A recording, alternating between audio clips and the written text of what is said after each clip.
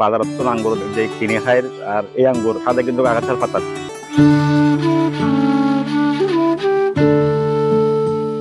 মানুষের দৈনন্দিন খানার তালিকার ন্যায্যে ফলও গুরুত্বপূর্ণ খাবার।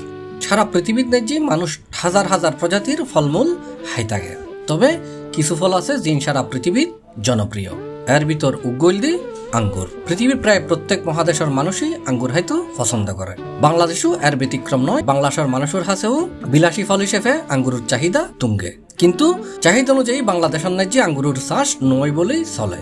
কারণ বাংলাদেশের মেড এবং আবহাওয়া আঙ্গুর সাধারণত টক হয়ে থাকে। জিয়েন মাইসি পছন্দ না করে, মাইসি মিষ্টি টাইপের আঙ্গুর হয়তো পছন্দ করে। কিন্তু চট্টগ্রামের সীতাকুণ্ডর ন্যায্যে সোনাইচর ইউনিয়নের ফাঁকা মসজিদ এলাকার মুন্সি সাদেক আলী চৌধুরীর বাড়ির এমাদুদ্দিন চৌধুরী বিটু তার গড়র সাদত ন্যায্যে ৫৫ জাতর আঙ্গুরের চারা সংগ্রহ করিয়ে রুই এবং তার এডে নানান জাতর আঙ্গুর দৈর্যে এই আঙ্গুরগুন বিদেশি আঙ্গুরের মতো মিষ্টি।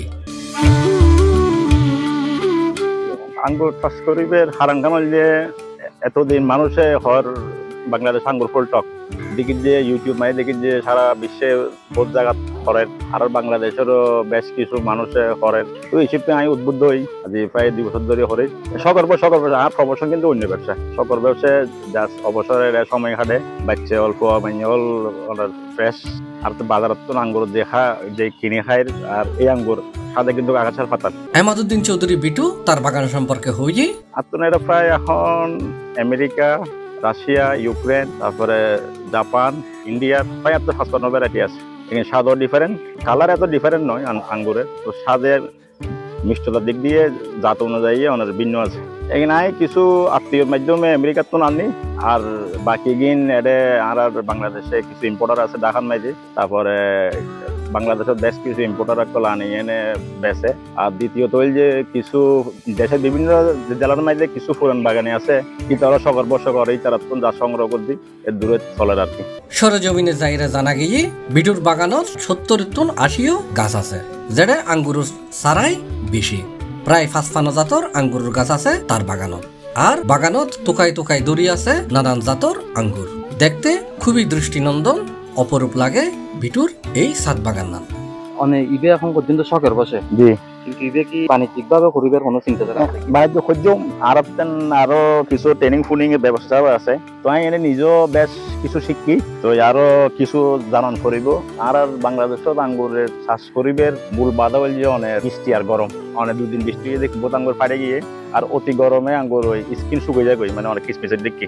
তো আর এখন তো আর ফেব্রুয়ারির 1st উইকে ফুনিং করে দিই। তো ইয়ান আর তো আগায় আনন্দ করিব। হ্যাঁ, বাণিজ্য করা দেবো আঙ্গুর বাণিজ্য করবো। তবে ইয়ান ধীরে স্থিতে হয়তো আরো ভালো ভালো যাতাইব। তারপর আরো শিক্ষম দেখি তো আঙ্গুর কিন্তু ১০০০ বছরের কিন্তু আঙ্গুরের চাষ করে। আঙ্গুর কিন্তু জেনুইনলি ওনার আরব কান্ট্রির ফল। তো আরো ইনশাল্লাহ ধীরে ধীরে আর আছে আরো শিক্ষম শিখিলে ইনশাল্লাহ পর্যন্ত। তবে এখনো বাণিজ্য বোঝানো খরচ।